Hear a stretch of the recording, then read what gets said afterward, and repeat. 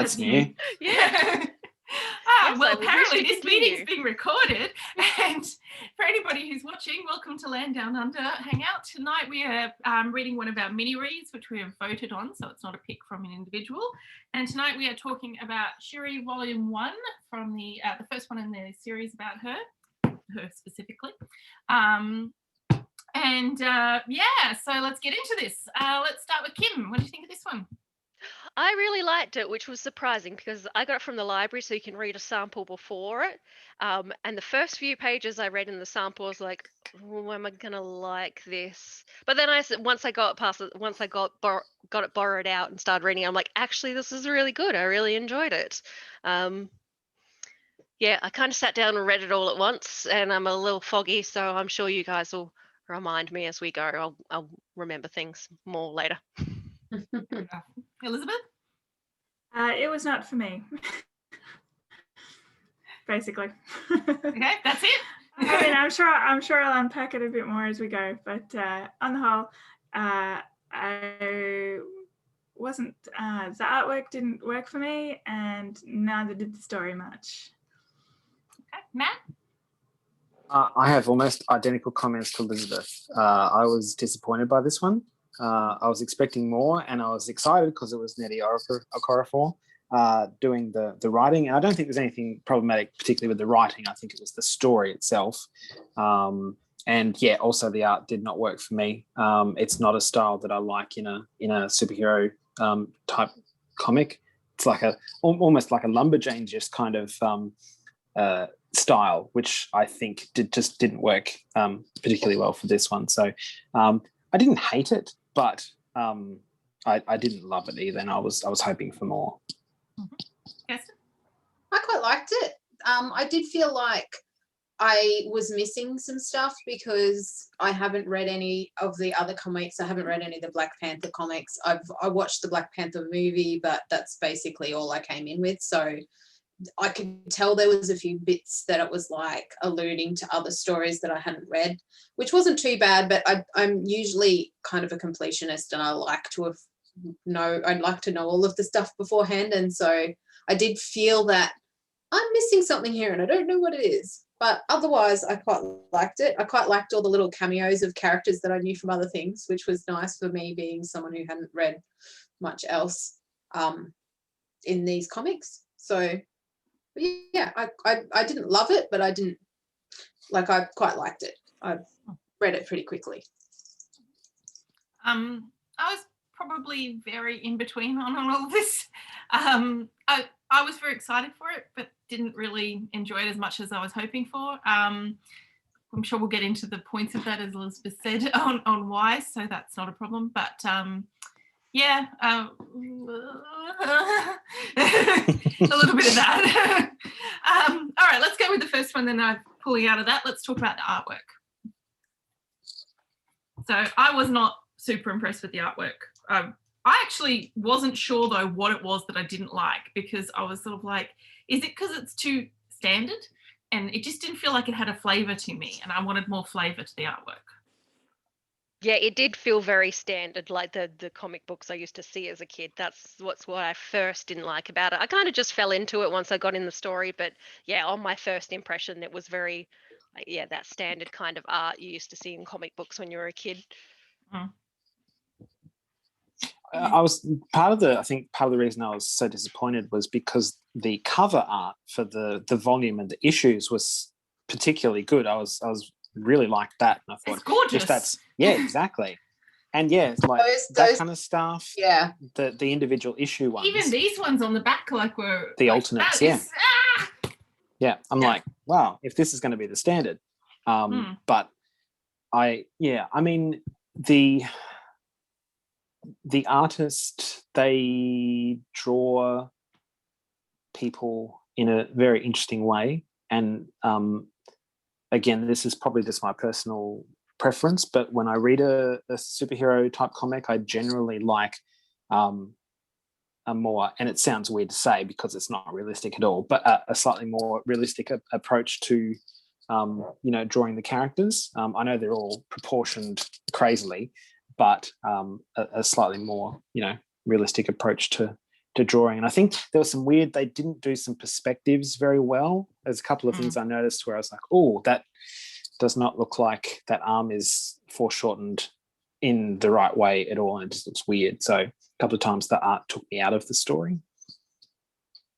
Well, I mean, even just this one, I don't know if that will show up very well, but it's basically showing her side on, but the arm is weirdly backwards rather than being foreshortened to the side. It's like, why is she standing like that? Not that I really looked at it that closely, but I was looking for some foreshortening, and yeah, that's not good foreshortening at all.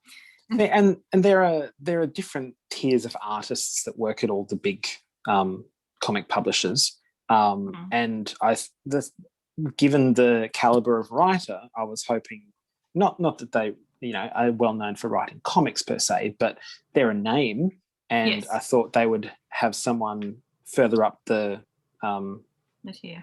Art tier, for this one. I mean, like, these pages were a bit more interesting, where they were a flashback scene, and I found those a little bit more interesting, at least because they were doing something stylistic with it. Like it was still the same sort of drawing, but it was a stylistic look. I was looking for more of that personally. I'm not even particularly picky. I don't even know exactly what I wanted. I just wanted something that drew my attention and made me go, oh, that's cool. Yeah. Faces in particular didn't really work for me. They felt a little too similar a lot of the time, and they weren't very expressive, like in the sense that like it was either overblown or like not much expression. Yeah. So didn't really work for me very well. I kind of also got the feeling sometimes that there was even some inconsistency with how they drew the same face, even in the same sort of like profile from different panel to panel. Like, yeah. All right, so artwork didn't work for us, and I admit that was the first thing that was jarring for me when I started reading it. I was just like, this is not doing anything for me, and so I was immediately having a problem. I think the second thing, did anybody want to talk about artwork before I move us on? No? I think the second thing that bothered me in the beginning was that it was very telly in the beginning. Like, it was just constant text panels of dump. And I was just like, could we? Yeah, that's what I was worried about from the sample, was that text dumping. I'm like, oh God, it's not going to be like this a lot, is it? Which I was glad when I got pretty much from the sample onwards, it wasn't doing that anymore. So the whole sample was that, text dumping. And I'm like, oh. See, I think that relates to what Kirsten was saying about the assumed kind of prior knowledge. And there's an editorial call out on one of the panels that says, if you want to know more about this, read these two volumes of Black Panther. It was on a few. They do it multiple times. They do it like 3 times. Yeah. But I haven't read those, and I went and sort of looked up some synopsises for them. But there's a whole bunch of stuff that's happened in Wakanda and Africa more greatly, but particularly Wakanda, in those 2 storylines that really set up where things are in this book. And I think it will be much more interesting to read, having known what has happened through that to get to here. That's where I was struggling. I was like, what's going on with Africa and all the people that he was meeting with? And I mean, it happens in superhero comics all the time, because they're published in the way that they are, and the storylines just keep going on and on. But because this was the jumping in point for us, I felt it was a bit hard to.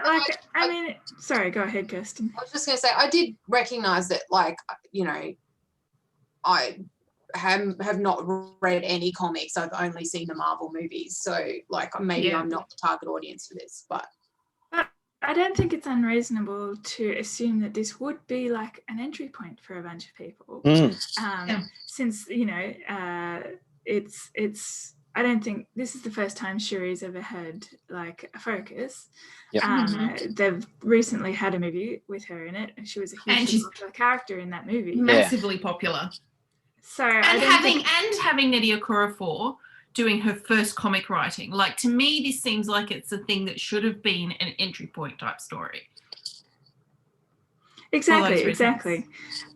Yeah, and especially too, if you get down to it, like so one of Nnedi Okorafor's most recent popular books was Binti, and Binti and Shuri have a lot in common.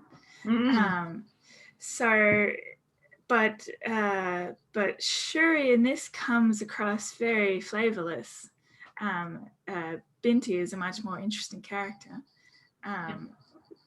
which kind of feels a bit weird in a way. Especially like, coming from Nnedi. Like, Nnedi just doesn't do flavorless. Like, yeah. I'm not saying I always enjoy her characters, but she doesn't do flavorless. This was, I think, published in 2018. I think so, yeah. Maybe from 2017. memory, and I'm trying to remember when Black Panther was released. The movie? Yeah. Yeah, the movie. That's what I was thinking too. When was that released? I'm pretty sure this was released after Black Panther. Yes, and Black Panther is a 2018 movie, and this is a collected works in 2018. So it's possible that this was slightly before, because it's the volume that was released in 2018. Yeah, it's interesting. Yeah. See, if it's after, I would expect it to be more standalone for newer readers to come into. But if it's before, I would expect them to probably expect their target audience to be people who have already read Black Panther comics already. Yeah. It's quite clearly not meant to be that at all. It is very muchly a spin-off from Black Panther, and they're very muchly telling you these storylines come from there. And that is probably the biggest thing for me in the end that has made me go, you know what, I don't really want to go read Black Panther, and there's too much going on in this that is totally disassociated from the storyline I know from the Marvel Cinematic Universe. I wasn't expecting it to be Marvel Cinematic Universe, but the amount of storyline, pre-story to all of this that is nothing to do with that and completely opposite to that, I was just like, I don't really want to do multiple storylines. Now, on the other hand, too, like the characters that they pull in from other lines are very Marvel Cinematic Universe. Like it's Guardians of the Galaxy, it's Iron Man. So it's like I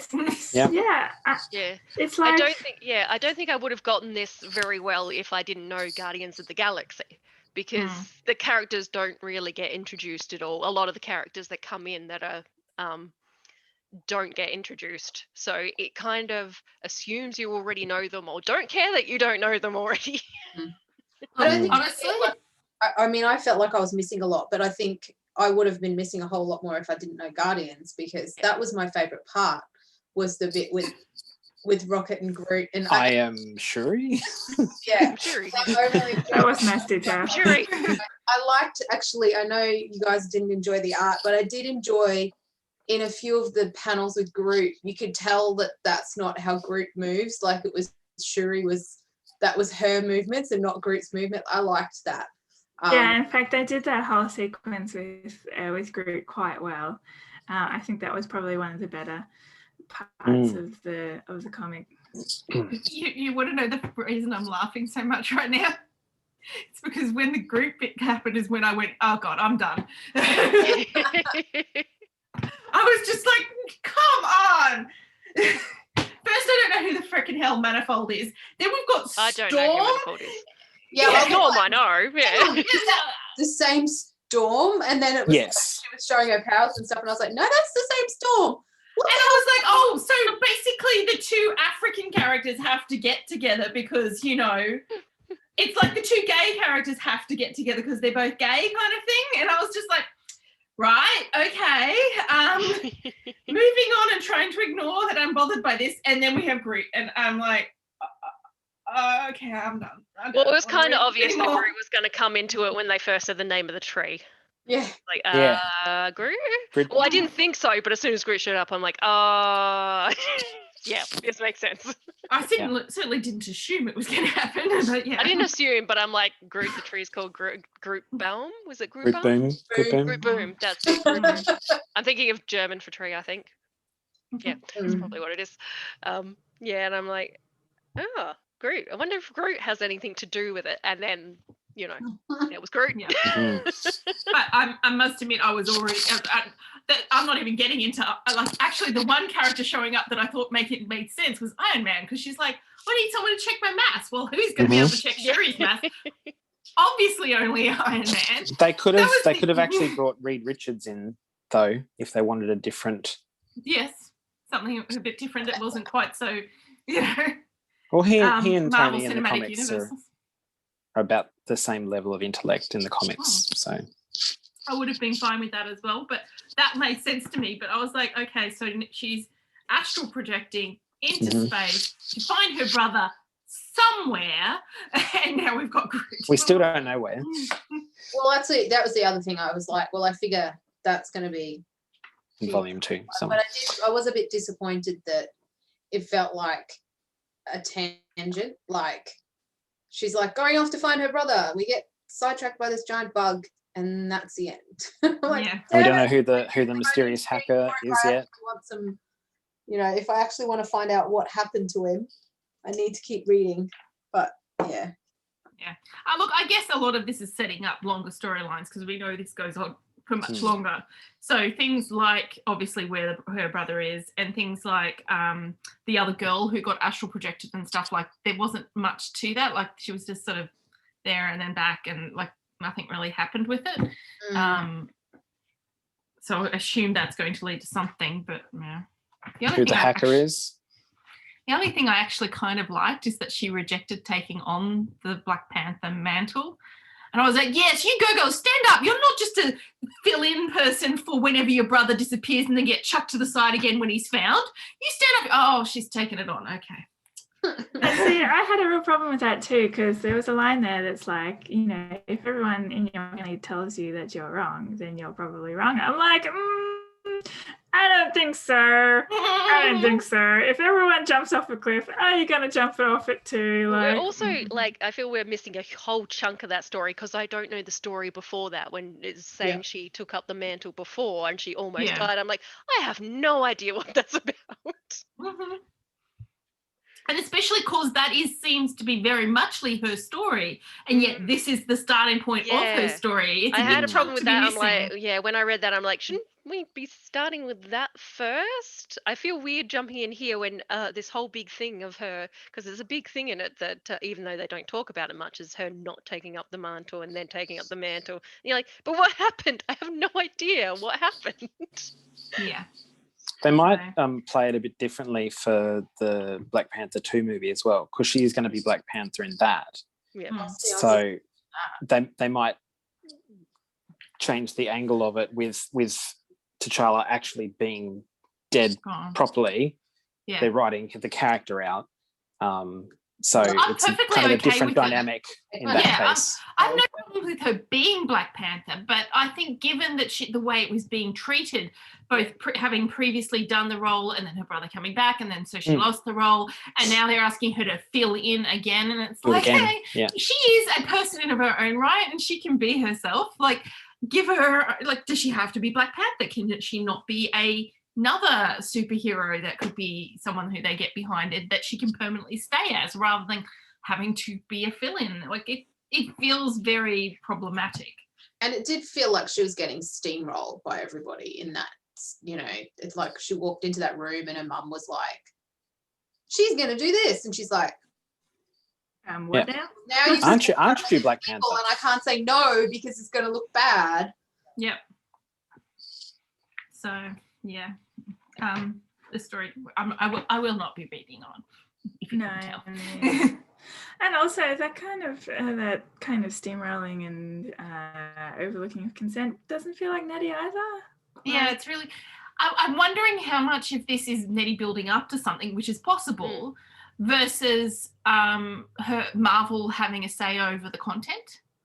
Marvel definitely control the story, and the writers get to play within the story confines. So if they say this beat is going to happen, you need to write around it, then that's how that goes. That's my understanding of things. And I mean, there's nothing wrong with her choosing to do this, but when you're choosing to read this because of Nettie as opposed to because I read Marvel, yes, it affects the experience. Yeah. Has everyone seen Winter Soldier, the series, Falcon and Winter Soldier series? No. No. Okay, so I won't talk about something. I You know what I'm talking about? Yes. I personally don't care about spoilers because I've chosen to no longer engage in the Marvel Cinematic Universe. I've cut myself off at Endgame.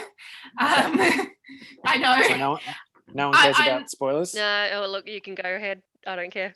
Elizabeth. I was just going to make check a with comment about... Elizabeth. Check with Elizabeth first. No, go ahead. It seems unlikely that I'll ever get around to watching it. I thought I saw you shake your head. I'm sorry. No, I haven't been watching it. I kind of would have liked to, but like I like not the I'll mention it in a service and, roundabout way that still kind of gets my point across. It's interesting now that to see how the different aspects of Marvel's stuff affects each other. So in the past, it was obviously the comics influencing the movies because that's where all the existing backstory and stuff was.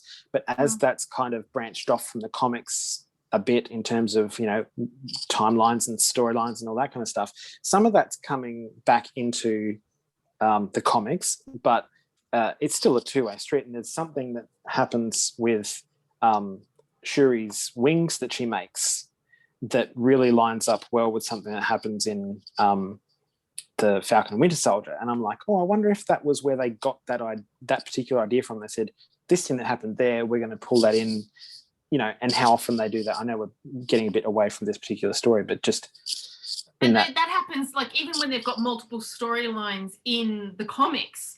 Like, I've read, I mostly, what I have read from Marvel has been rogue storylines, and usually just like a book or two here and there. But you can see parallels, even though they're different storylines told from different, they're different versions of Rogue and all of that sort of stuff. There are parallels that come across them. And so I feel like it's the same sort of thing. They pick and choose elements that they want from the stories and then pull them across to influence things. And so they all influence each other. It's a very hazy, messy place. You know what I was thinking before about what I was hoping this would kind of be was like when we read the first volume of Runaways. Do you remember Runaways? When we did Runaways? All my time. I don't think I did it. I don't think. Oh, that's my brain's going. They're like the young like the children Teenage of Mutants. superheroes, Yeah. Teenage Mutants. I don't think we've done them for Lud. Yeah, we have, but I don't know I if did you a one, but I Okay. don't think I got to it. Yeah. Oh, okay. It must have been when Naomi was running the comics then, because Yes, I think it was. I think it was. Yeah. Yeah, But that it would was- be that why I was- wasn't aware. Like we read that, and that was, you know, it was based in the same, like, you know, it's a kind of a spin-off from X-Men, but you felt like you were diving into that fresh, and it worked really well as a story to just go like, okay, these are the characters, and this is, you don't need to know anything else apart from a general idea about what mutants are and how that works, but you don't need to have read any other storylines, and that was a lot more fun and interesting to go through, and I was hoping that was what this was going to be more like. Yeah. Oh, well. Yeah. And I think that's that's probably in the end the major reason why I won't continue reading on. It's not, I mean, the storyline had problems and I wasn't 100% behind it all and everything, but I probably would have been okay if I knew that some these things were going to be resolved. But knowing that this is constantly falling back on other stories that have been told, I just don't care to go and do, you know, piece all of that together. I'm just like, and Marvel's so difficult with that sort of thing too, because you go like, oh, okay, so I need to go read Black Panther. So you start reading Black Panther, but then halfway through Black Panther, you've got to discover that actually you kind of need to have read this to get all of this bit through. Like, I really wanted to know what the deal with the Dora Milaje was, because, like, you know, why are they not doing their normal thing in Wakanda? Why are they kind of like split off and like operating sort of independently now? Like, there's obviously backstory here, and I'm interested to know it, but I don't know it. And I mean, how much did it affect this story? I don't know, but I would have liked to have known. Yeah. Oh, at least she's, I mean, I don't know. I like this picture, but also it's a flying Black Panther. Seems a bit weird. She's putting her own spin on it. Something at least. I mean, she was turning into literal crows before, so. Do we want to discuss the mention of Aboriginal Dreamtime? I noticed that. It was very brief. It was very brief, but That's also I was probably sort of for like, the best. yes, thank God they didn't go further, because I was like, this seems bad. I'm not sure that people would be okay with this. I mean, on one hand, I'm like, yay for a mention for Aboriginal people. I'm not sure that it'd appreciate the appropriation of Dreamtime for their magic, though. I feel like it's a thing that's often appropriated, which doesn't make it cool, but like, it's just uncomfortable. And it's surprising that people don't have more kind of awareness. Well, you think Nettie would, especially Nettie, yeah. Yeah, that's the thing that I was sort of like, that's a very odd thing for Nettie to do. It actually made me question it, because I was like, is she understanding something about Dreamtime that I'm not? Yeah, that was me. I was like, I don't know very much about it. Like, not enough that I would question somebody else's explanation, like, because I would feel like, oh, maybe I'm just wrong and I don't understand. Like, yeah, but I didn't feel like it did not seem like it was an accurate representation of the understanding of how Aboriginal people think of Dreamtime. This is why I really wanted G here, because I knew G, of all people, would have been able to comment on this much more knowledgeably than us. But anyway, I don't know, it felt a bit weird and very strange for Nettie to have done that, because that does not seem like it would have been a Marvel story bit she had to include. See, I would have thought it would have worked better if they mentioned multiple cultures with the same kind of idea and say, like, hey, maybe there's something that connects all of these, in some way, and this culture views it through this lens, and this culture views it through this lens. Yeah. But it was, they called out that one specifically, which was. Yeah. Why not do like another native tribe from, say, South America or something on those lines, like spread it out a little bit. And it also helped. I think it also helps. But then maybe that's worse because look at J.K. Rowling and what she did with America. So. Yeah, but I guess what you're saying is, like, if they said, oh, well, this culture, believes this, and this culture had that, and this, that whole thing of it being. Everyone's got their own twist on something that there's a deeper truth to, or something like that. Yeah. And it's not, it doesn't dismiss anything, but it's just, saying that, like, hey, maybe there's something bigger out there. Not that, like, it's an in-world explanation of why. Exactly. Yes. For that universe. Myths about, like they've done the same with, I'm sure I've seen the same thing in other media about, Christianity and all these different religions have the same idea, and where did this idea come from? Like, kind of talking it more broadly than that, but and saying, oh, maybe this is why all these different cultures had this. I go, Anyway, I was going, oh, yay, and a mention of Aboriginal people existing outside of Australian content, but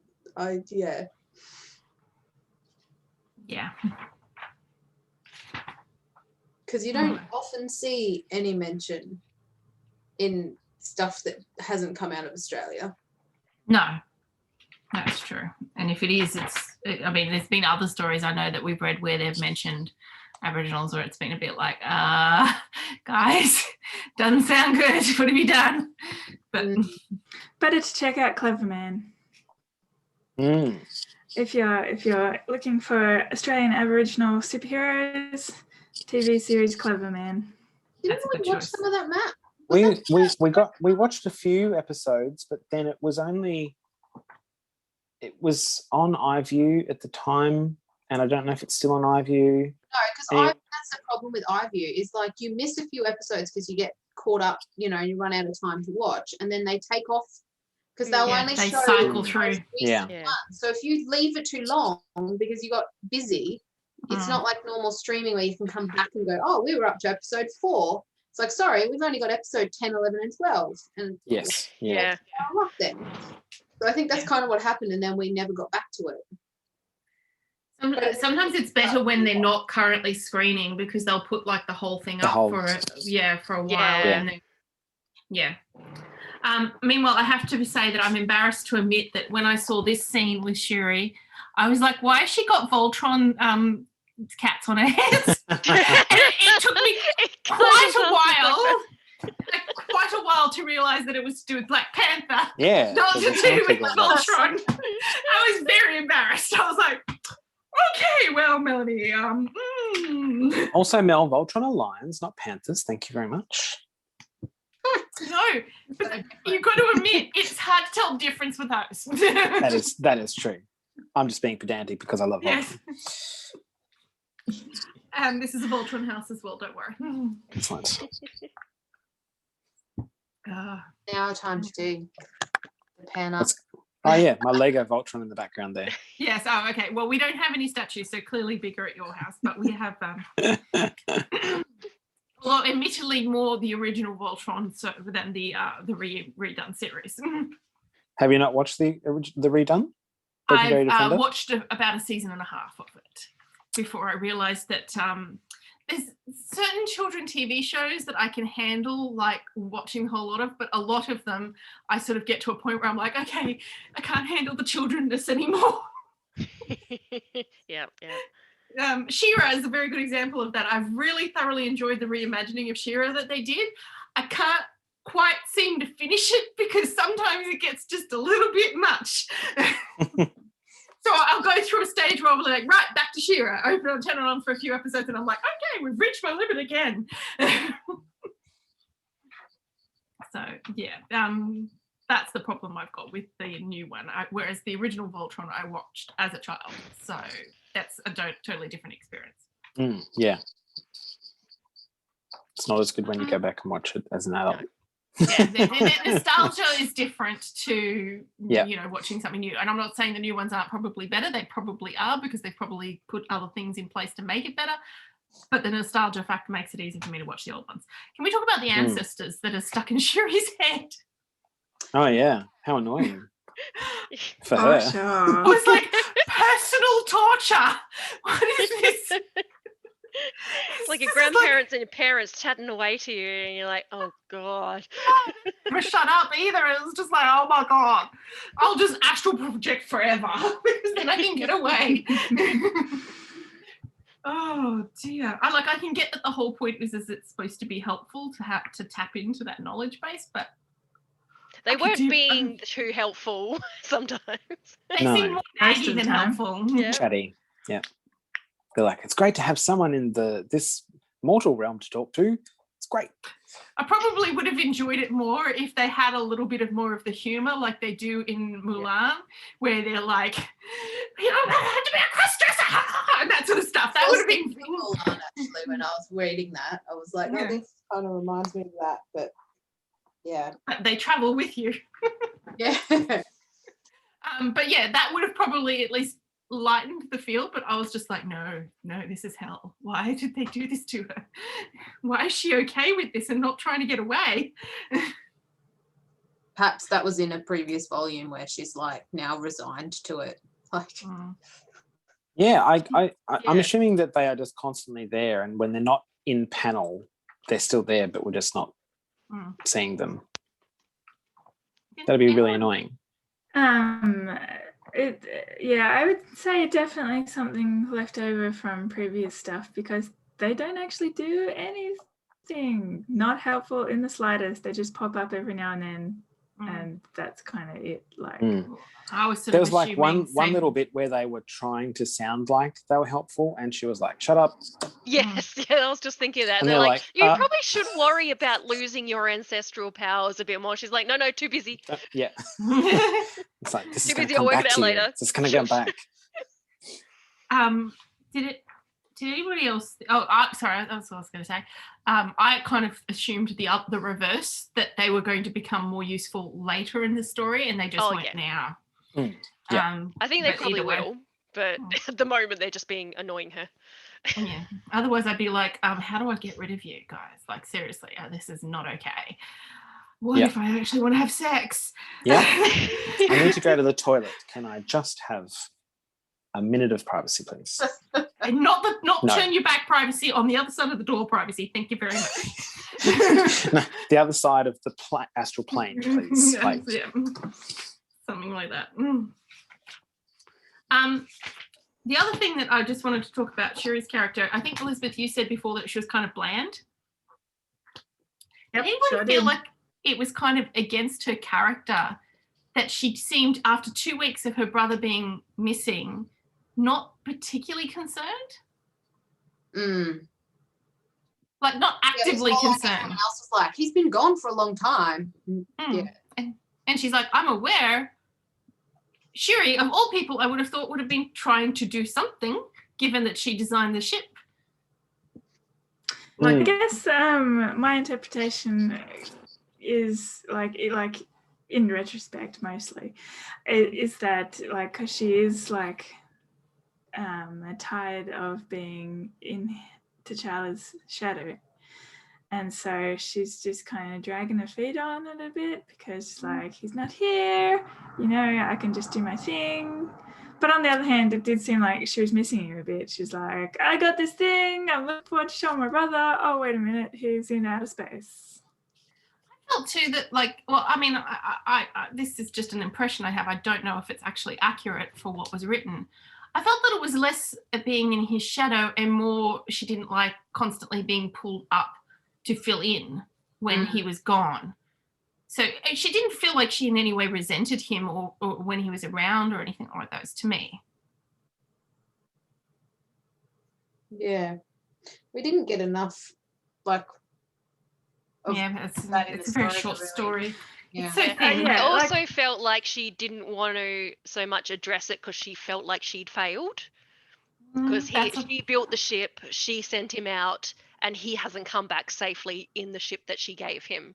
That she's kind of like, I'm worried, but I don't know what to do because I've done my best so far. Because she doesn't even really come up with anything.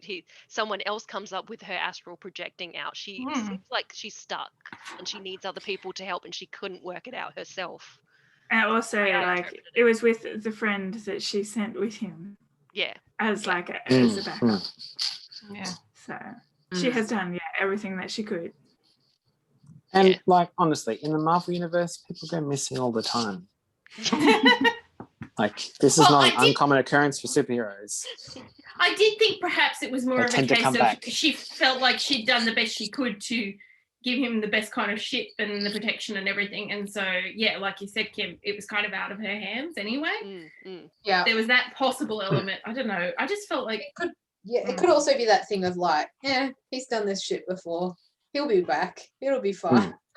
Yeah, it's only like 2 weeks. Maybe now it's 2 weeks I'm starting to worry, but guys, it's only been 2 weeks. And then she's starting to worry now because she's going, okay, maybe it is a bit too long. And I thought the other part of it, all of that too, is like, I don't know if I'm accurate on this, but it felt like she was involved with Manifold, right? Yes, it did feel like that. And all of the talk was about her brother being missing and not Manifold being missing. How good is this relationship? Well, I think it was someone else from interaction with someone else that you got that as well a little bit. Maybe she's in denial that she likes him. Maybe, but yeah, I don't know. you don't really have much to go on. Yeah. There's so much backstory of Mm. Shuri's backstory missing. It would have been good if it started a little bit earlier. So does anyone have any ideas on who the mysterious hacker is that she's talking to online? No. Is it someone we've already seen? Is it someone we haven't seen yet? Definitely someone we haven't seen yet. Like, this is a comic. They'll pull in someone from somewhere else. I was going to say, I think the chances, given that this is obviously this is a spin-off from a larger universe, the chances of us having seen the person. Although I suppose it could be the other girl who got astral projected. Yeah, she doesn't seem that smart to me. No, but that's the only person I can think. The only candidate in here that I thought of.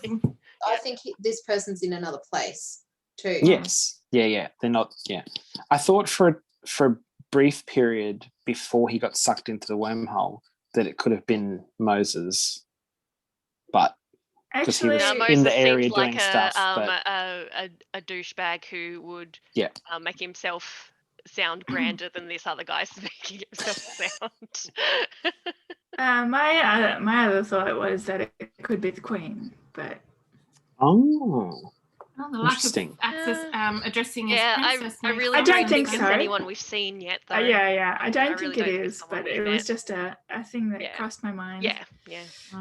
I think mostly because of the name, because it's close to the word for mother in German. Yeah, I noticed that too. Why do they keep using German words? I don't understand. Yeah, I kept reading it as Mutti, like, Hmm. yeah, except in German it's 2 T's, but yeah, I did notice that too. But then I think on balance, it's probably someone else. yeah. It's probably, Now, you could, was it M-U-T-I, mutant? maybe. Could be. Yeah. Somebody needs to read that and tell us. This is where you need someone who was read. Yeah. Where you're like, you know what, I'm probably not going to keep reading, but I want to know this one thing. Tell me. You know what? There's probably spoilers online somewhere. I'm not going to read the rest of it, so I'm going to find this out now. Go on then.